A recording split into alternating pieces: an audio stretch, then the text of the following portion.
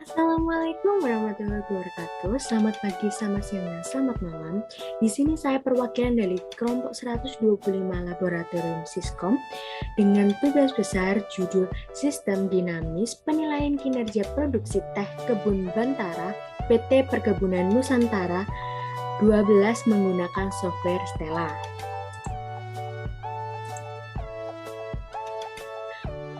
Pertama-tama, izinkan saya memperkenalkan anggota dari kelompok 125 Laboratorium Siskom ini. Yang pertama ada Muhammad Arli Fajar Ramadan dengan NPM 20014 dan yang kedua ada saya sendiri, Sefialta Deborah dengan NPM 20037. Nah, pada pendahuluan ini, sektor perindustrian merupakan sektor yang berpotensi menghasilkan nilai tambah, terutama bagi banyak perusahaan. Perusahaan juga perlu memperhatikan faktor manajemennya, karena manajemen yang mengatur keseluruhan kegiatan perusahaan secara efektif dan efisien. Teh adalah salah satu minuman yang paling banyak dikonsumsi di dunia. Indonesia saat ini adalah produsen teh terbesar ke-7 di dunia. Nah, di PT Perkebunan Nusantara 12 merupakan salah satu usaha waralaba yang ada dan berkembang untuk memenuhi kebutuhan masyarakat. Banyaknya peminat es teh Indonesia telah menjadi inspirasi bagi brand lokal es teh Indonesia untuk membuka bisnis es teh kekinian. Minuman es teh banyak digemari oleh konsumen karena harganya yang cukup murah, enak, mudah didapat di berbagai tempat. Minuman es teh cocok dikonsumsi pada kondisi udara yang panas seperti di Indonesia.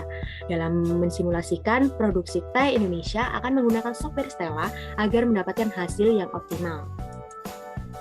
Nah, pada pengerjaan tugas besar ini kita menggunakan software Stella yang merupakan singkatan dari System Thinking, Experimental Learning Laboratory with Animation. Stella adalah software bahasa pemrograman visual atau Visual Programming Language yang menggunakan prinsip model dinamis dengan berorientasi objek. Aplikasi ini berguna untuk mendesain suatu kegiatan atau penelitian, bahan ajar, bisnis, dan lain-lain dalam bentuk gambar, alur, atau flowchart sehingga mudah dipahami dan dapat dicari rancangan terbaik. Nah, untuk penjelasan studi kasus, kita akan masuk ke makalah tugas besar. Nah, pada bab 3 metodologi penelitian ini, ada waktu dan tempat penelitian yang dilakukan pada tanggal 20 Mei 2022 di PT Perkebunan Nusantara 12 bertempat di Jalan Tambak Langon, RT 2, RW 3, Kecamatan Asemrowo, Kota Surabaya, Jawa Timur. Nah, untuk pengumpulan data merupakan kegiatan yang dilakukan dalam penelitian untuk mengumpulkan informasi. Data ini akan menjadi input pada tahap pengolahan data. Metode pengumpulan data yang dilakukan adalah dengan menggunakan metode kuantitatif. Selanjutnya, pemecahan masalah dilakukan dengan software Stella yang merupakan sebuah program penyusun model dan juga merupakan simulator. Kegunaan dari aplikasi Stella adalah dapat membantu mempelajari sistem dinamis tanpa menulis ribuan garis kode. Penggunaan software Stella untuk menyelesaikan pembuatan suatu simulasi model dalam proses produksi teh di PT Perkebunan Nusantara 12 dengan menggunakan data yang telah dikumpulkan akan diolah untuk menganalisis model simulasi melalui sistem dinamik yang terjadi sehingga agar didapatkan jumlah kapasitas produksi sehingga dapat memenuhi permintaan para konsumen.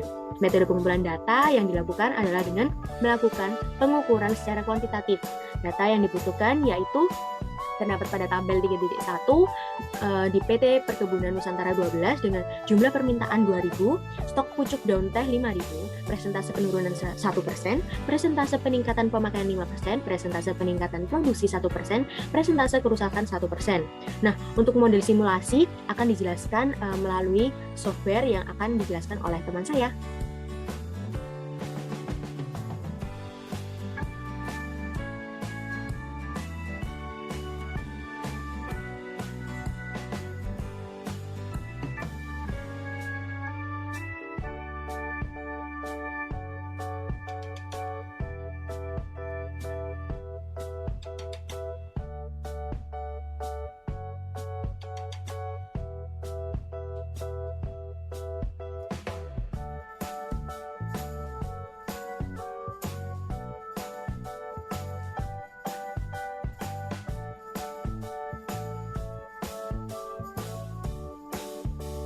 Baik, di sini saya akan mensimulasikan software modul 4 yaitu Stella. Di sini yang pertama-tama kita akan membuat ininya terlebih dahulu, yaitu model simulasinya. Nantinya itu ada jumlah permintaan, stok teh sama stok pucuk daun teh. Itu yang pertama, di sini ada presentasi penurunan akan menuju ke penurunan daya beli. Kemudian dari jumlah permintaan akan menuju ke penurunan daya beli. Kemudian untuk jumlah permintaan akan menuju ke peningkatan pemakaian, sama presentasi peningkatan pemakaian akan menuju ke peningkatan pemakaian, di mana nanti jumlah permintaan akan ke konsumsi teh, kemudian pada stok teh sendiri akan menuju ke konsumsi teh itu sendiri. Untuk komposisi penggunaan bahan baku pucuk daun teh akan menuju ke produksi teh. Habis itu kita lihat pada stoknya, yaitu presentasi kerusakan akan menuju ke bahan baku rusak, kemudian untuk stoknya akan ke bahan baku rusak. Kemudian untuk presentasi peningkatan produktivitas pucuk daun teh itu juga akan menuju ke produktivitas pucuk daun teh, dan juga stok pucuk daun teh akan menuju ke produktivitas pucuk daun teh. Kemudian dari stok pucuk daun teh itu sendiri akan menuju ke produksi teh yang akan dibuat. Dan berikut di sini sudah terdapat pada model simulasinya. Habis itu kita akan ke model terlebih dahulu, kemudian kita akan membuat grafiknya, yaitu graph-nya. Sebelum membuat graph, jangan lupa ini itu nanti diisi. Nah, nanti untuk presentasi penurunannya yaitu 0,01. Kemudian untuk penurunan daya beli yaitu seperti ini, presentasi underscore penurunan dikali jumlah permintaan. Kemudian untuk jumlah permintaan sendiri nantinya itu 2000. Nah, untuk isinya ini sendiri tergantung sama studi kasus kalian masing-masing. Kemudian pada presentasi peningkatan ada 0,05. Kemudian untuk peningkatan pemakaian yaitu dengan rumusnya persentase peningkatan pemakaian dikali jumlah permintaan. Kemudian untuk konsumsi teh di sini yaitu stok jumlah dikurangi jumlah permintaan. Untuk stok teh di sini yaitu produksi teh. Kemudian komposisinya di sini yaitu 2. Kemudian untuk produksi teh sendiri itu nantinya rumusnya komposisi penggunaan bahan baku pucuk daun teh dikali stok pucuk daun teh. Dan untuk isi dari presentasi kerusakan yaitu 0,01. Kemudian untuk bahan baku rusak yaitu presentasi kerusakan dikali stok pucuk daun teh. Untuk stok pucuk daun teh sendiri yaitu 5000. Untuk presentasi peningkatan produktivitas pucuk daun teh itu adalah 0,05. Kemudian untuk produktivitas pucuk daun teh yaitu rumusnya presentasi peningkatan produktivitas pucuk daun teh dikali stok pucuk daun teh. Habis itu kalau sudah terisi semua, nanti kita akan menuju ke graph-nya. Kemudian diklik graph-nya, ditaruh di sini. Habis itu kita arahkan bebas kemana. Kemudian di double klik. Nah, kemudian untuk yang dimasukkan di slide text di sini yaitu jumlah permintaan, stok pucuk daun teh sama stok teh. Kemudian untuk konsumsi teh sama produksi teh. Untuk graph tipenya time series, title-nya ini ada show number samakan aja, kemudian oke.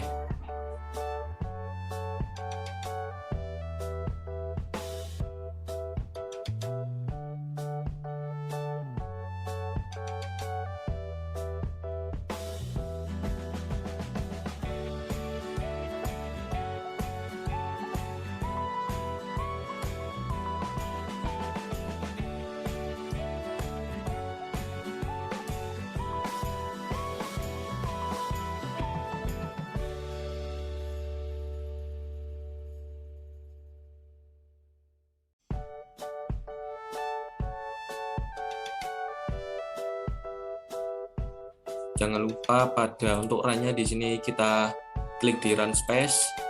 Nah, ini untuk formnya 1 atau 12, titiknya 1,00, ini untuk lainnya, ini untuk unit time-nya months, kemudian run mode normal, untuk interaction mode normal, kemudian oke. Habis itu kita run. Nah, akan muncul seperti ini, di mana dapat kita analisis grafik yang dihasilkan dari awal pengamatan yaitu bulan Januari hingga bulan Desember. Persediaan teh dapat memenuhi semua jumlah permintaan yang ditujukan oleh garis yang berwarna biru ini. Kemudian hal itu menunjukkan bahwa persediaan bahan baku pucuk daun teh, produksi teh dan konsumsi teh dapat mencukupi jumlah permintaan sebagai proses produksi dapat terus dilakukan. Habis itu kita akan menganalisis yaitu tabel pad-nya di sini. Kita klik, kemudian kita taruh di sini. Nah, Kalau udah di sini kita double klik.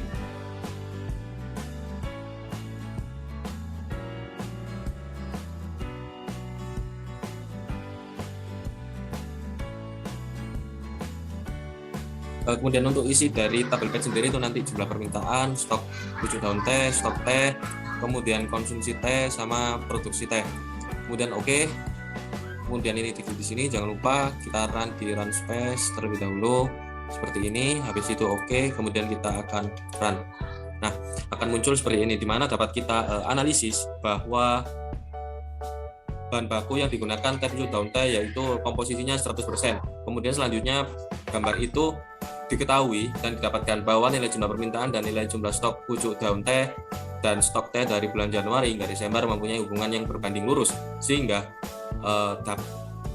dapat dengan meningkatkannya jumlah permintaan, maka stok pucuk daun teh dan stok teh juga ada terus harus meningkat. Kurang lebihnya seperti itu.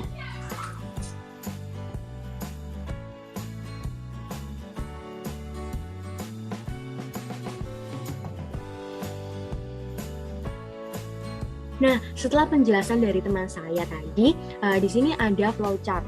Flowchart ini dimulai lanjut ke studi pustaka, studi lapangan, hingga perumusan masalah, melanjut ke penetapan batasan masalah, tujuan penelitian, dan manfaat penelitian.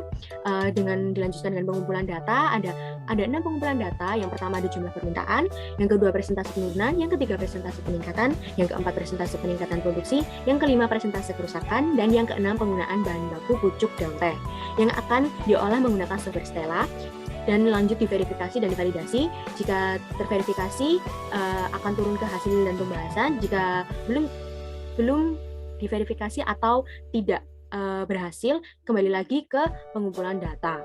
Lanjut ke pengolahan data seperti itu. Berikutnya, jika mendapatkan hasil dan pembahasan, didapatkan kesimpulan dan saran dan selesai. Untuk penjelasan flowchart ini, yang pertama, dalam tahap ini penelitian mulai membuat rencana untuk studi kasus yang akan diolah pada tahap studi literatur dan lapangan.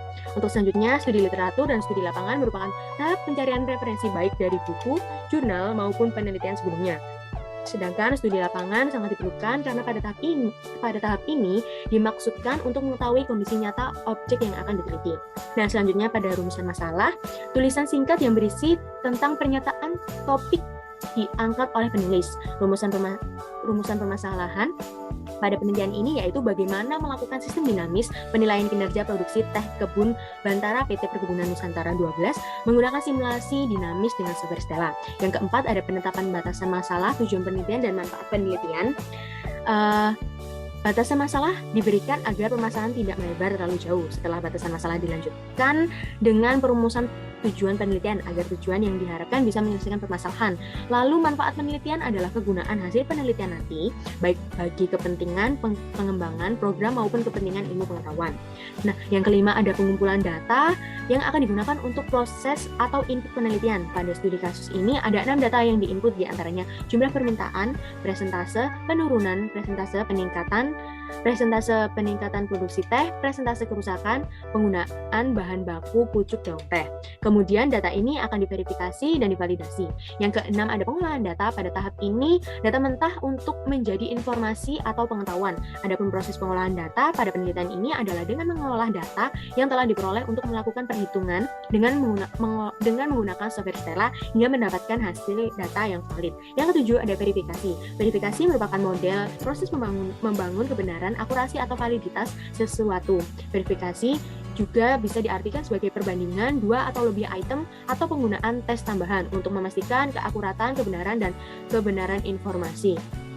Yang kedelapan ada validasi, kegiatan untuk mengukur sejauh mana perbedaan skor yang mencerminkan perbedaan sebenarnya antara individu, kelompok, atau situasi menyangkut karakteristik yang diukur, atau mengukur sejauh mana kesalahan sebenarnya pada individu, kelompok yang sama dari satu situasi ke situasi yang lain. Yang kesembilan ada hasil dan pembahasan. Nah, pada sebuah laporan penelitian merupakan inti dari sebuah tulisan ilmiah. Di dalam hasil dan pembahasan disajikan secara cermat dan jelas mengenai hasil analisis data serta pembahasannya berdasarkan kajian pustaka dan kerangka teori. Nah, pada yang ke-10 ini ada kesimpulan dan saran. Di dalam kesimpulan dan saran berisi pernyataan singkat, jelas, dan sistematis dari keseluruhan hasil analisis, pembahasan, dan pengujian hipotesis dalam sebuah penelitian serta usul atau mendapat dari peneliti yang berkaitan dengan pemecahan masalah yang menjadi objek penelitian ataupun kemungkinan penelitian lanjutan, dan yang ke-11 selesai. Nah, pada hasil dan pembahasan ini ada output simulasi. Nah, di sini ada GRAPET, model simulasi persediaan teh. Pada gambar di atas menunjukkan grafik yang hasil didapat dari awal pengamatan yaitu bulan Januari hingga pengamatan selesai pada bulan Desember. Persediaan teh dapat memenuhi semua jumlah permintaan yang ditunjukkan oleh garis yang berwarna biru. Ini ya. Nah, hal ini menunjukkan bahwa persediaan bahan baku, pucuk daun teh, produksi teh, dan konsumsi teh dapat mencukupi jumlah permintaan sehingga proses dapat terus dilakukan. Yang selanjutnya ada tabel PET, model simulasi persediaan teh. Pada proses produksi teh diketahui bahwa bahan baku yang digunakan adalah pucuk daun teh dengan komposisi 100%. Selanjutnya pada gambar di atas yaitu tabel PET didapatkan bahwa nilai jumlah permintaan dan nilai jumlah stok pucuk daun teh dan stok teh dari bulan Januari hingga bulan Desember mempunyai hubungan yang berbanding lurus. Hal ini berarti bahwa dengan meningkatnya jumlah permintaan maka stok pucuk daun teh dan stok teh yang ada juga harus meningkat. Nah, selanjutnya ada analisis output. Dari output graph PET dan tabel PET yang dihasilkan, maka dapat disimpulkan bahwa laju total produksi teh selalu mengalami kenaikan dari bulan Januari sampai bulan Desember. Kenaikan ini disebabkan oleh laju produksi teh yang disimpan selalu mengalami kenaikan sehingga teh yang siap untuk dijual belikan mampu meningkatkan laju produksi teh. Total biaya satu periode dari bulan Januari sampai bulan Desember selalu mengalami kenaikan. Kenaikan ini disebabkan oleh biaya pemeliharaan dan biaya perawatan teh yang mengalami kenaikan seiring bertambahnya jumlah teh yang siap diperjualbelikan. Untuk mendapatkan kebun teh Bintara pada PT Perkebunan Nusantara 12 mengalami kenaikan pada bulan Januari sampai bulan Desember. Kemudian pada minggu kedua di bulan September sampai bulan Desember mendapatkan mengalami penurunan. Penurunan ini disebabkan oleh biaya pemeliharaan dan biaya perawatan teh yang sangat besar. Untuk membuat pendapatan pada kebun teh buntaran PT Perkebunan Nusantara 12 selalu mengalami kenaikan. Sebaiknya dapat memilih teh yang mempunyai kualitas rata-rata yang bagus dan meningkatkan angka keuntungan seiring biaya pembelian teh yang meningkat. Nah, untuk